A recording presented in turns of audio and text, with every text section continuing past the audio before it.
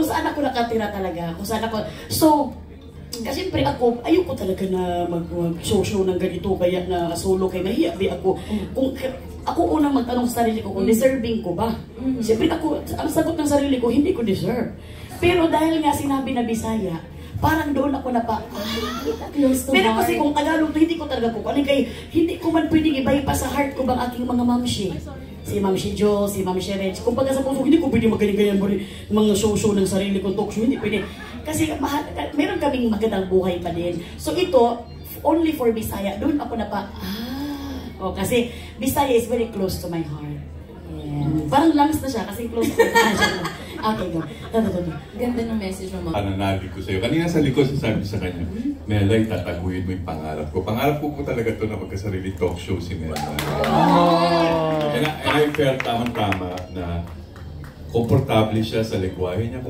Hindi kasi nagbago itong taong to eh. Mula nung in-audition namin, hindi talaga siya nagbago.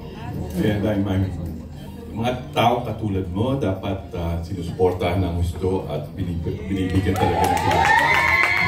So, alam niyo kung paano siya magmahal at kung paano rin namin siya kamahal. You know that there's a whole team behind you. Of course, we'd like to thank our TMD, our digital team headed by Sir Jamie Lopez and of course sila Elaine. Salamat, di kami, isang pitch lang to, Melay. Bigay pera, mahal mo daw, sabi ko, hindi, deserve naman niya yan. Salamat naman, grabe naman. Hindi pa, hindi totoo yun. Si Melay po, hindi mahirap pakiusapan to. Alam niya kung para makakatulong sa ABS. At naniniwala siya, ang pinaka natutuwa ko, malakas si Manalig yan sa, naniniwala sa amin. She trusts us enough na alam niya hindi namin siya pababayaan. Yes, pwede mag-advance din. Okay. Tapos salamat din sa team ni Alex. Alex Asuncion, to your whole team, maraming salamat sa inyo. And to everyone who's here, you know, pag pinanood niyo po yan, minsan lang akong sumipot doon sa taping niya. Hindi ko naintindihan pero tawa ako ng tawa. Yun ang masasabi ko. So, iba rin yung pakiramdam to be around people from the Visayas region. Iba, mababait sila, malambing sila, nakakatuwa sila, at maalaga sila. So much of it. So daghang salamat sa lahat po, and on behalf of Melay, maraming salamat po sa inyong lahat. And we promise, hindi ito matatapos ng basta-basta. Miss Elaine, di ba magsi-season 2 na tayo? Di ba? Oh yes! Direct ako, gusto mo sabihin, sobrang thank you Direct dahil inikot mo talaga, umiikot ka talaga sa Visayas at Mindanao para makakita ng mga exotic. Umiikot ka talaga para mahanap kami at talaga mabigyan kami ng opportunity. Sobrang daming talents talaga sa the Visayas at Mindanao. So, sarap pumunta doon. I enjoy yung audition. Pero kung hindi kami gumawa doon, hindi namin pinago sarili namin, hindi ka namin makikilala. Salamat Direct. Wait, mukha lang akong alikabog doon. Talagang pinag-aksayahan mo pa ako na parang, I love you so much talaga Direct. At in behalf of mga Bisaya at mga Mindanao, at Visayas at Mindanao na mga kuan. Thank you so much. Mahal ka rin namin. Thank you, Direk. Direk, salamat Direk. Pwede ka nang mag-lunch ulit. Thank you, Direk Lauren. Thank you, Direk. Sobrang... Hello, nakalimutan ko pasalamat yung creative digital, yung creative team namin dito, si Michael at si Christian at yung grupo na bumuo ng pitch para sa iyo para ma-approve tong concept na to. Thank you, Mike and Christian. Sir Mark and Christian. Thank you, RCDG, ha? Tsaka si Coke at lahat. Si Ma'am Cham din mga sa tawa niya. Thank you. Ma'am Jody. Medyo madami ka na rin nakasama, pero sino ba yung gusto mo pang makasama talaga?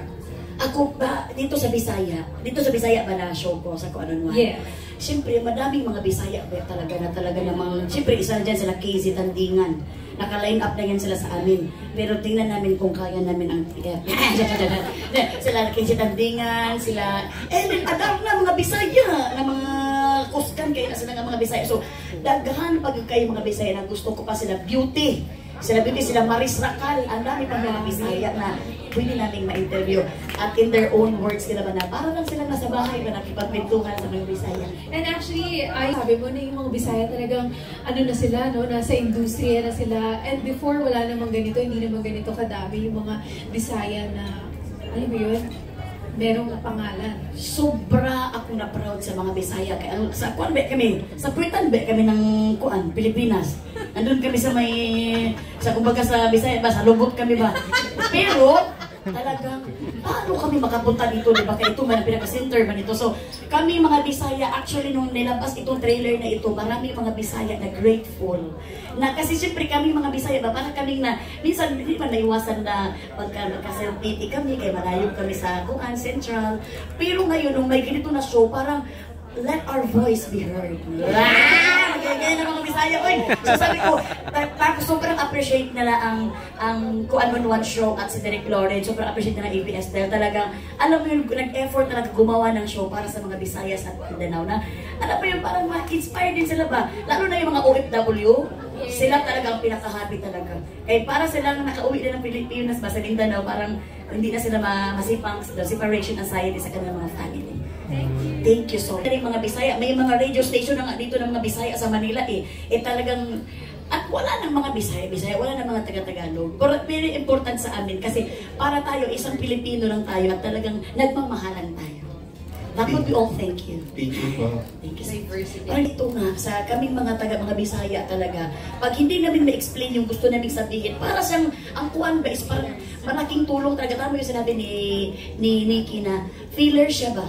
Sa mukha. Hindi. Ano yung para siyang yung, alam mo yung helping word sa amin. Na pag hindi mo ma-explain, ano po yung kuan, tapos yung kausap mo, miraculous din, naintindihan niya. Yung kuan? Oo. Tapos yung kuan na yung sinabi mo, nag-intindihan na kayo. O, di ba? Yung kuan?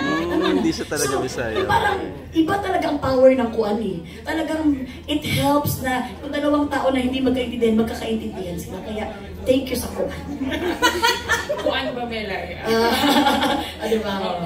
It wonder, may times ba na you felt na parang you're kinda embarrassed about being Bisaya? Parang, or nauwaw ka na you're also a Bisaya? Or may times ba na parang you accent? Kasi, kita bitaw mga Bisaya, di ba? Sometimes they notice our accent. Minsan kasi mga Bisaya, kasi ibis na matigas, pinapalambot namin. Kakaiba kami. Ibis na kuan, so, tubig, matubig namin. Pero kasi hindi namin sinasadya. Pero ako, hindi ko na-embarrass. Mas may embarrass pa ako sa mukha ko. Hindi talaga ko na-embarrass. Bakit? Very proud kasi ako. Na Bisaya. And, nung kinuha ako ni Derek Loren, happy ako na tinanggap niya kung ano ako. Na parang may something ako Yan, pero tinanggap niya ba kung ano ako. So, wala ako, parang happy ako na hindi ako nung pumasok sa showbiz na kailangan actress yung hindi ko. So, kailangan ko talagang may patunayan ng pagiging actress. So, parang reality show. So, parang hindi ako kinabahan at parang proud talaga ako na maging Bisaya kasi marami na rin Bisaya dito na nag-penetrate ng Luzon. So, talaga na happy ako. Be yourself, kumbaga, hindi ka natatakot like be yourself. Siya na. Oo, tama. Nag-be yourself lang talaga ako. Be myself. Sabi nga ng Bini Reaper? Dream interviewist? Sige na rin mong interview. Actually, ako wala talaga kung pili kung sino ang gusto ko. Pero ang gusto ko ngayon talaga na this season, gusto ko si Casey Tandingan, si TJ Monterde, at saka si Ellen Adarna, si Janine Berdin, o si Kuan. Kailan mo kay Kuan? si Maris Racal. O si Tito Boy. Tito Boy, pangarap ko kay Bisaya. Si Tito Boy, taga Tacloban. Okay, thank you. Uy, maraming times ako nang galit. Maraming times ako. Kaya hindi ko naman iniisip na talagang matawa sila. Ako naman is very welcoming lang ako sa mga tao. And may mga times talaga na nabibisit pa, makikita mo talaga. Pero siyempre, pag may mabibisit natin, atras ka na, ibig madahilan ka pa ng stroke nila, di ba? Kasi magalit pa sila sa'yo. Pero pag mga ganyan naman, ako naman is hindi ako na parang nadi-discourage. Kasi pag binibigay ko ang best ko na, di naman kasi ako parang magaling magpatawa, yung parang nagpakatotoo lang ako ba? Eh, kung natawa sila, thank you Lord talaga ko. Parang hindi naman, okay lang kay. Para sa akin naman, pag masaya ako sa sarili ko, wala na problema. Basta ako matawa ako sa sarili ko, okay na ako. Wala na akong problema. Kahit isa na mapatawa ko, okay na ako. So, pero Big, yun yung magic ni Bella. Imagine na, dinala namin siya sa Public Relations Society of the Philippines. Karamihan doon mga PR personnel, tsaka mga foreigners. Pero lahat talagang humagalpak sa kakatawa kay Bella. She's a natural. salamat naman si Rin. Mahiyak ka tayo dito ba? Kalaslit, pero pala na ako. Sabi ko, may ibang view? Ayaw mong view na to, no? Oo, ayaw ko.